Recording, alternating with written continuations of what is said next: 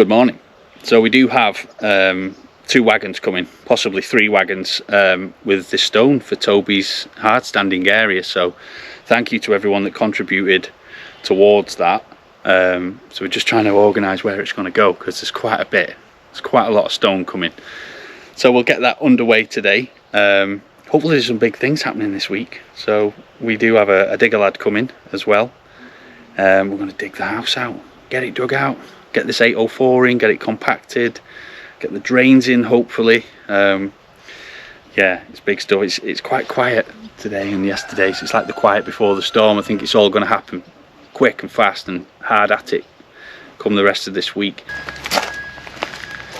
So here's the quarry lads bringing it up. They had to turn the trucks around at the bottom. Luckily there's a good turning point down the bottom there. So this is either our first load, or there is 2 wagons here. So sound blokes, let's just get it tipped. Oh, good brew as well.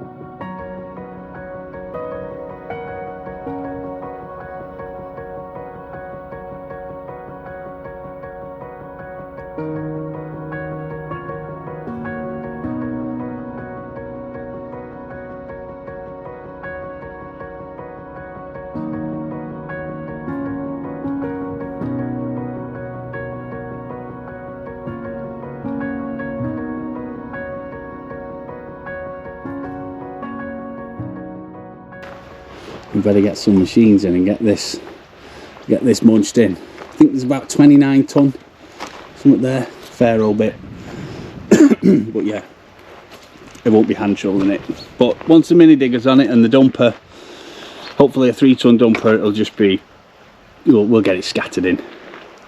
Toby will be happy, he'll have happy hooves.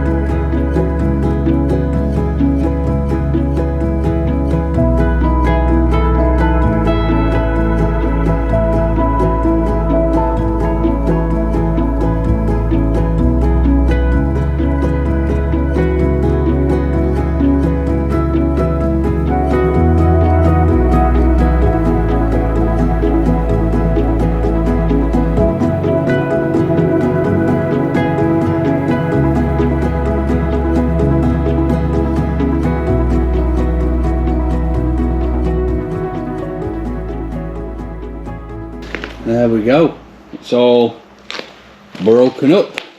The actual fireplace section in the lounge, what was the lounge, that came up in one. That's the hole from one of the stones. It was the foundation of the chimney. But this is what was under here. Just this weird, like, yeah, shale basically. It's not. I suppose that's what they used back in the day. That's it. It's not very thick. It's just, but it's done the job. But I know some people that haven't done this. They've just put a screed over the top. They've put a DPC down, and then they've put screed straight over the top. So, you know, and they've been living there a few years and they've not had any issues. So I suppose each to their own, really. This is the way I know to do it. To have an insulated reinforced floor slab. Seeing as I'm going to build off it as well, I'm going to be building another floor off it. So yeah, it didn't really cross my mind to do it that way, but it can be done. Loads of people would say don't do that, but people have done it because it comes down to budget and cost as well. So I mean, even the rebar itself, this whole area, once it's had compacted 804, I think there's 8 ton when it works out of sand binding, 1200 gauge DPC, 100mm insulation, and then obviously we've got the fibrous concrete with the mesh, which luckily comes in 16 foot by 8 foot sheets. So there's huge sheets right throughout the whole building. And on this section here, I'm gonna drill rebar into the wall, and that will be tie wired to the mesh, which will be sat on stools on top of the PIR insulation. So it should be, that to me, proper job. And then I'm happy that will be super strong, and then we can build off it. So we have got the amazing Adam come today, helping us out. Really kind. He's doing it out of the goodness of his own heart, helping us dig out these floors. So we just said we'd feed him and give him his diesel, and he was happy to come and do it for us. So how nice is that? Very generous of him.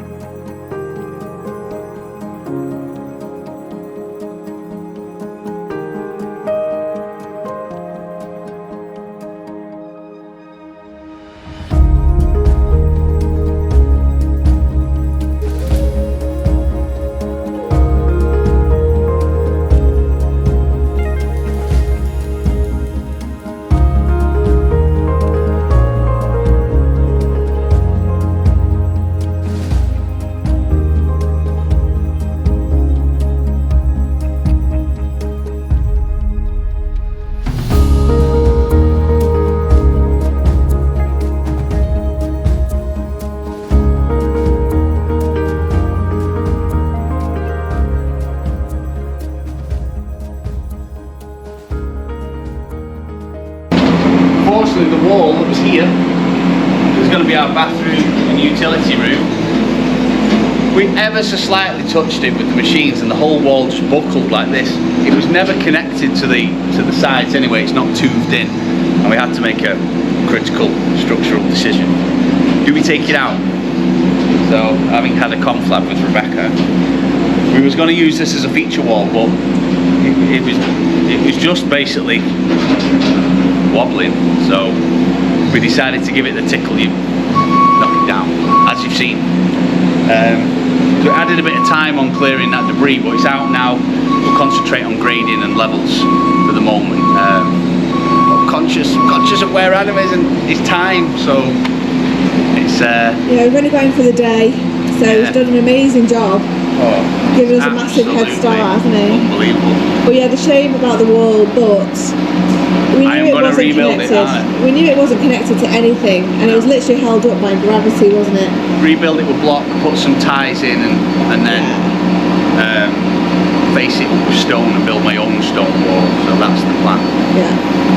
But the pile getting bigger. It's definitely getting bigger. Yeah. There's like, you know, there's wells of water, old water sat in the building, so we're going to dig a trench out the front there and put some perk stone in there to hopefully drain that away from underneath the building, because we don't want water sat underneath the building.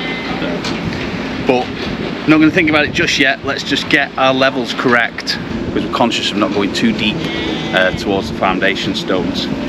But yeah, it's thick and fast. You know, I'm in and out as Adam's digging it and I'm dumping it, so it's there's no time to stop. I mean, he's digging now, so I better get in there. Better get in. I want this machine.